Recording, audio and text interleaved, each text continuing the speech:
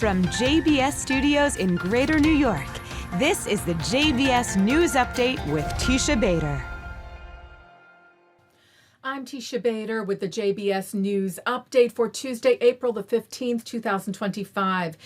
The IDF continues its operation in Gaza, saying today that it eliminated the new commander of Hamas's Shajaya battalion on Sunday night, saying he was responsible for arming the battalion's terrorists with weapons used to carry out terrorist attacks against Israeli civilians and IDF troops.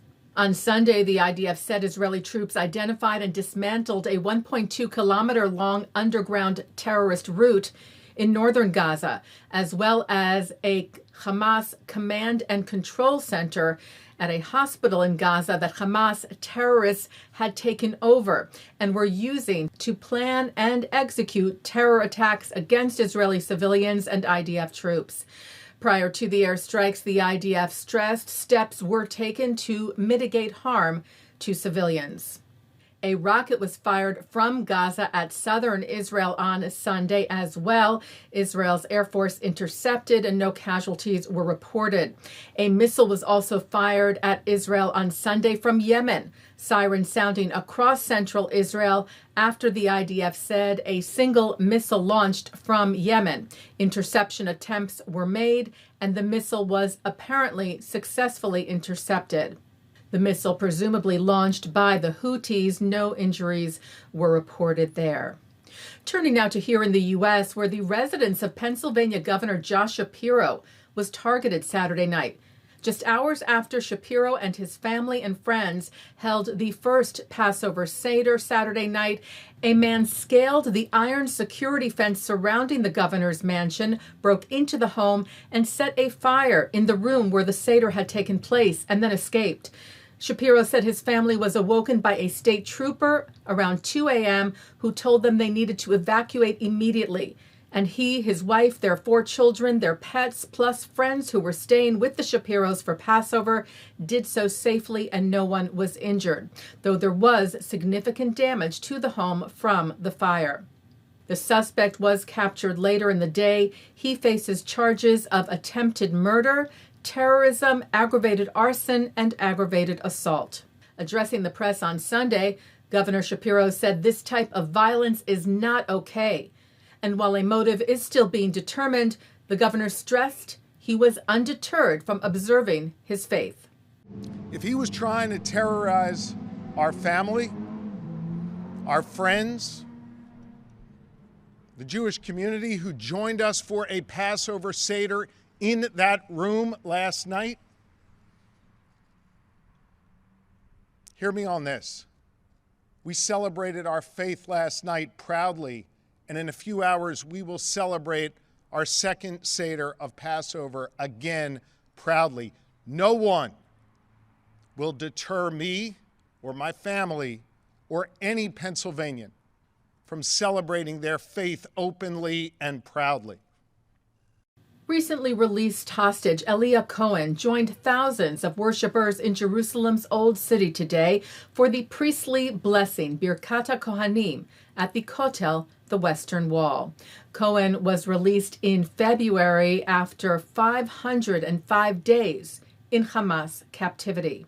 He was cited today saying, "I dreamed of reaching this moment, my first time at the Western Wall since then."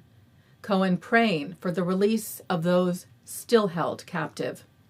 And American singer John Ondrasik, better known as Five for Fighting, shared a new version of his hit song Superman for the hostages.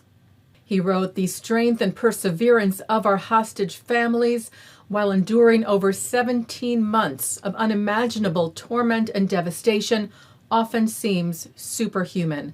I am honored to collaborate with current hostage Alon Ohel's mother Idit, brother Ronen, and family and friends with this new version of Superman to support Alon and all hostages and their families. May they all soon find a way to fly to a home I will soon see." Ohel is a fellow pianist like Ondrasik.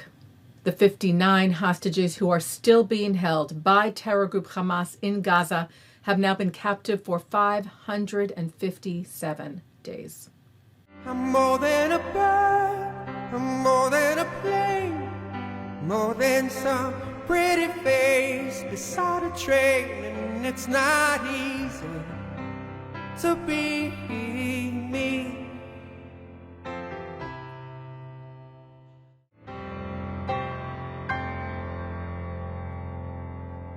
It's not easy to be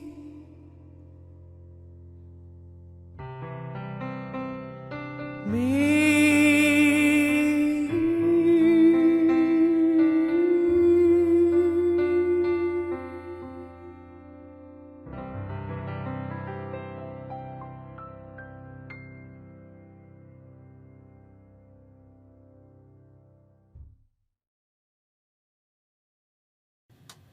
Taking a look now at our programming for tonight on JBS for Tuesday, April the 15th at 7 o'clock. Shabbos Kestenbaum talks about his experiences with antisemitism at Harvard Divinity School.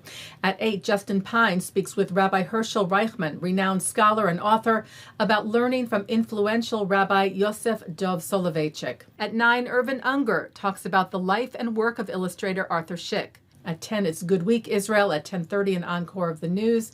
And coming up next, it's the ILTV's Insider. And that's the JBS News Update for Tuesday, April the 15th, 2025. I'm Teisha Bader. Am Yisrael Chai.